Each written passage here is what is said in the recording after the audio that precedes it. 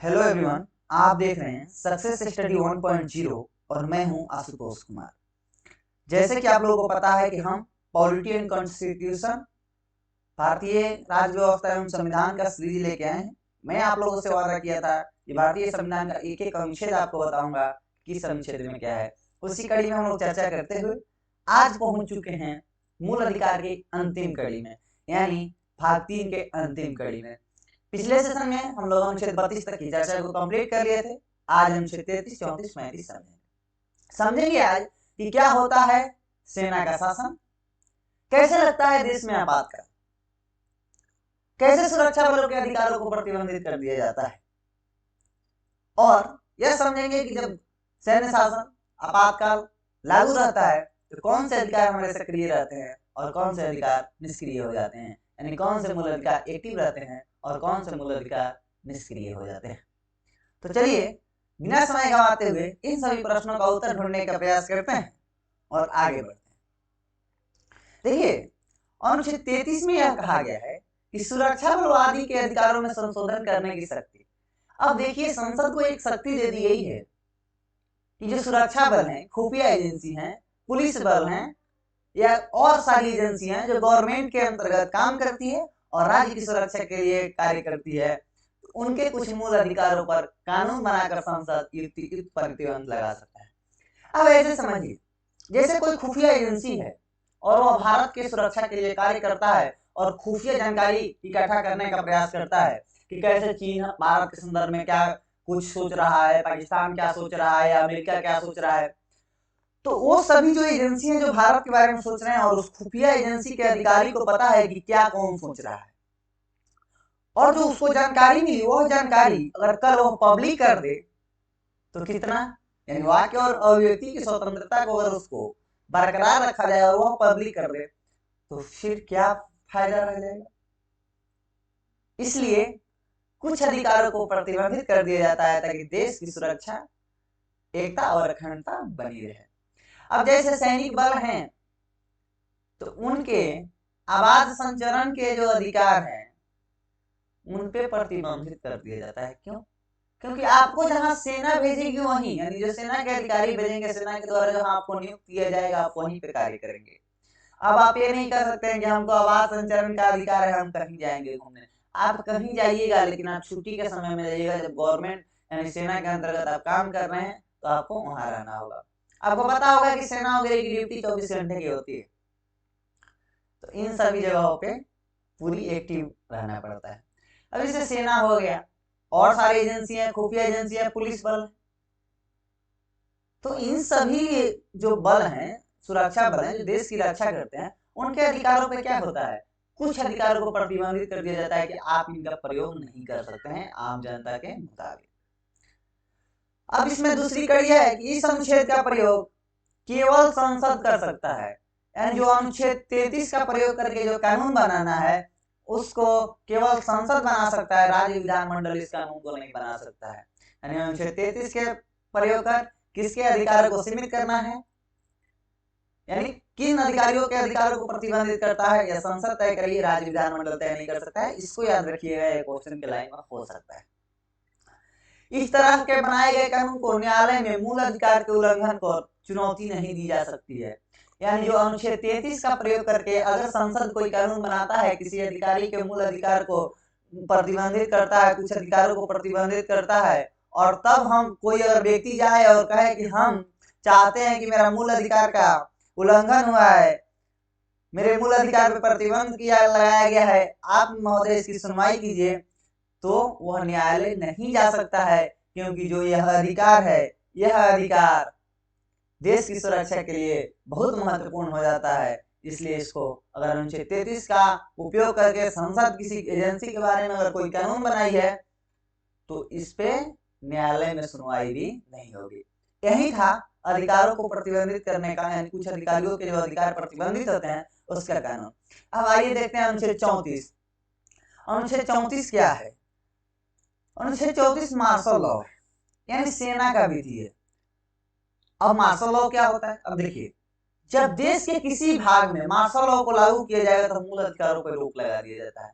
अगर martial law का मतलब होता है सेना का शासन, जहां हर कुछ सेना नियंत्रण करेगी, सेना के अनुसार से ही चलना होगा।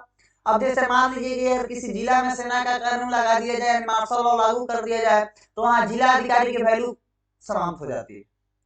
जो भी निर्णय होगा वह वहां के अधिकारी लेंगे, यानी सेना के अधिकारी लेंगे। कोर्ट में सुनवाई होगी तो सेना के कोर्ट में सुनवाई होगी।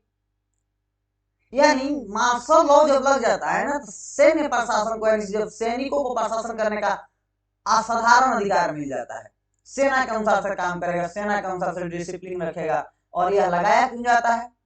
मार्शल लॉ लागू करने का शर्त है कि या तो युद्ध हो, या अशांति हो, या दंगे हो, या कानून का उल्लंघन।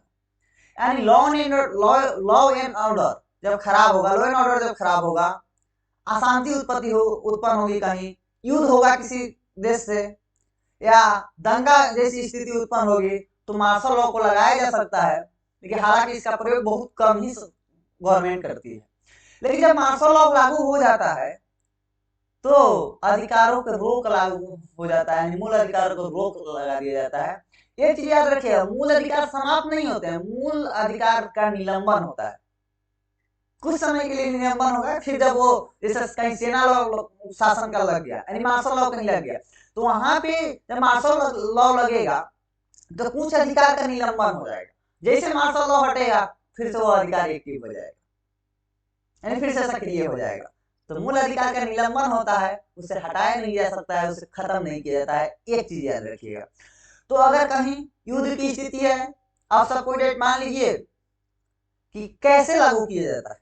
जैसे मतलब मान कोई जिला का उदाहरण लेते हैं, सपोज डेट मान लीजिए पटना जिला है, वहां पे क्या हुआ कि दंगे भड़क गए, लॉ एंड ऑर्डर पूरा खराब हो गया, कानून व्यवस्था, कानून की धज्जियां उड़ रही है, दंगे की स्थिति उत्पन्न हो गई है, धारा 144 जिले में लागू कर दी, उससे भी कंट्रोल नहीं हो रहा है, तो फिर सेना का शासन लगता है। यानी अगर सेना का शासन लग गया तो पूरी तरह से कमान सेना के हाथ में चली जाती है, सेना को असाधारण शक्ति प्राप्त हो जाती है प्रशासन करने का, और इसी अधिकार का प्रयोग करके आपको पता ही है कि जब सेना कहीं आ जाती है तो अपने आप स्थिति कंट्रोल हो जाती है। तो यही था मार्शल लॉ। देखिए, लेकिन मार्शल लॉ के अतिरिक्त भी बहुत कुछ है। अब देखिए, आपातकाल का हम चर्चा किए, तो आ जाइए आपातकाल भी समझ लेते हैं। अब अनुच्छेद 358 के अनुसार से अगर यदि युद्ध या बाह्य आक्रमण के आधार पर देश के किसी भाग में आपातकाल की घोषणा हुई है, तो अनुच्छेद 19 स्वतः निलंबित हो जाता है। अगर देश में अनुच्छेद 358 के अंतर्गत कहीं भी आपातकाल की घोषणा हुई है, देश के किसी भी क्षेत्र में आपातकाल की घोषणा हुई है, तो अनुच्छेद 19 स्वतः निलंबित हो जाता है। और हाँ, एक चीज याद रखिएगा, देश के किसी भी भाग में युद्ध या बाह्य आक्रमण के आधार पर अगर निलंबन लागू हुआ है, आपातकाल लागू हुआ है, तो वह निलंबन जो अधिकारों का होगा वह पूरे देश में लागू होगा, भले ही किसी देश के एक भाग में लागू हो। सपोज मान लीजिए कि अनुच्छेद 358 के तहत आपातकाल जम्मू एंड कश्मीर में लगा है या लद्दाख में लगा है, लेकिन जो अधिकारों का निलंबन होगा वह पूरे देश में होगा। यानी चेन्नई में भी अधिकारों का निलंबन होगा और कश्मीर में भी होगा, यानी पूरे देश में अधिकारों का निलंबन होगा। यही कहता है, आपातकाल के समय हम लोग का अधिकार पूरी तरह से निलंबित हो जाता है, जैसे अनुच्छेद 19 निलंबित हो जाता है। जो वाक एवं अभिव्यक्ति की स्वतंत्रता है, कहीं घूमने आने जाने का स्वतंत्रता है, कोई व्यवसाय करने का स्वतंत्रता है, तो इस सभी अधिकारों पे क्या होता है, प्रतिबंध लग जाता है। अब यहाँ अनुच्छेद 19 क्या है, आप मेरे पीछे अगर आज नए हैं, नहीं देखे हैं अनुच्छेद 19 के वीडियो को, तो पीछे जाकर अनुच्छेद 19 के वीडियो को देखिएगा, आपको समझ में आ जाएगा। उसका अनुच्छेद 19 मैं पिछले लेक्चर में करवा चुका हूँ। अब ये तो मैं बता ही चुका हूँ कि अनुच्छेद 19 के अगर 358 के तहत लागू होता है आपातकाल, तो पूरे देश के में अधिकार का निलंबन हो जाएगा, चाहे वो किसी विभाग में लागू हो। लेकिन जैसे ही आपातकाल की घोषणा वापस ले ली जाएगी, अनुच्छेद 19 फिर से पुनर्जीवित हो जाएगा। अगर जैसे मान लीजिए आज आपातकाल लगा, 10 दिन के बाद आपातकाल को वापस ले लिया गया, तो अनुच्छेद 19 फिर से एक्टिव हो गया। लेकिन जब तक आपातकाल रहेगी तब तक अनुच्छेद 19 निलंबन यानी निलंबित रहेगा। लेकिन एक चीज याद रखिएगा, क्वेश्चन का लाइन है, यदि सशस्त्र विद्रोह के आधार पर आपातकाल लागू होता है तो अनुच्छेद 19 को अधिकारों को निलंबन नहीं होगा। यानी अगर देश में सशस्त्र विद्रोह हो गया है और उसके आधार पर आपातकाल लगेगा तो अनुच्छेद 19 निलंबित नहीं होगा, अनुच्छेद 19 एक्टिव रहेगा। यानी अगर सशस्त्र विद्रोह के आधार पर आपातकाल लगता है देश में तो अनुच्छेद 19 एक्टिव रहेगा, वह निलंबित नहीं होगा। इस चीज को ध्यान से रखिएगा। यानी आंतरिक विद्रोह की स्थिति में अगर आपातकाल लगती है तो अनुच्छेद 19 को निलंबित नहीं किया जाएगा, अनुच्छेद 19 एक्टिव रहेगा। देखिए अब एक अनुच्छेद और है आपातकाल का, अनुच्छेद 359। अगर अनुच्छेद 359 के अनुसार अनुच्छेद 19 के अतिरिक्त किन किन अधिकारों का निलंबन होगा और किस समय या किस क्षेत्र के लिए होगा, इसके लिए राष्ट्रपति आदेश जारी करेंगे। यानी आपको पता है कि अनुच्छेद 358 के तहत अगर आपातकाल लागू होता है तो 359 अपने आप एक्टिव हो जाता है। तो अनुच्छेद 358 के तहत आपातकाल लागू है तो अनुच्छेद 359 अपने आप एक्टिव हो जाएगा, अपने आप सक्रिय हो जाएगा। तो अनुच्छेद 358 के तहत आपातकाल लगेगा। अनुच्छेद 359 के अनुसार से यह बताएंगे हमारे राष्ट्रपति जी कि जो अनुच्छेद 19 के अतिरिक्त कौन कौन से जो मूल अधिकार हैं उसका निलंबन होगा और किस समय या किस क्षेत्र के लोगों के लिए अधिकार निलंबन होगा, यह राष्ट्रपति आदेश जारी करके बोलेंगे कि आपातकाल की घोषणा हुई है जम्मू एंड कश्मीर में। इस आपातकाल के घोषणा के दौरान अनुच्छेद 19, अनुच्छेद 25, अनुच्छेद 26 ऐसे करके ये अनुच्छेद निलंबित रहेंगे, यह अनुच्छेद एक्टिव रहेंगे और यह आज के समय से शुरू हो रहा है, इसका समय निर्धारित नहीं है, या यह कब तक रहेगा इसका समय निर्धारित नहीं है। तो ऐसे यह लागू होता है। लेकिन एक चीज याद रखिएगा कि जो हम लोग का अनुच्छेद 20 और अनुच्छेद 21 है यह कभी निलंबित नहीं किए जाएंगे। यानी अनुच्छेद 20 और अनुच्छेद 21 को आपातकाल हो, सेना का शासन हो या कोई भी शासन देश में लागू हो, इसे कभी भी निलंबित नहीं किया जा सकता है। यह permanent any time any how active रहेगा, चाहे देश में कुछ भी हुआ हो। अब जैसे देखते हैं कि लॉकडाउन का समय था, अगर किसी को बीमार पड़ गया है तो जाता था, किसी को भोजन की जरूरी है तो जाता था, अनुच्छेद 21 एक्टिव था। अगर किसी अपराधी को अरेस्ट किया गया है तो 24 घंटे के अंदर मजिस्ट्रेट के सामने पेश भी की जाती थी। यानी अनुच्छेद 20 और अनुच्छेद 21 या किसी भी समय किसी भी काल में निलंबित नहीं होंगे, या परमानेंट एक्टिव रहेंगे। 1 मिनट या 1 सेकेंड के लिए भी इसे निलंबित नहीं किया जा सकता है। यह हमारा भारतीय संविधान कहता है, यही है हमारा भारतीय संविधान। अब देखिए, अब आप समझ लिए क्या आपातकाल हो गया।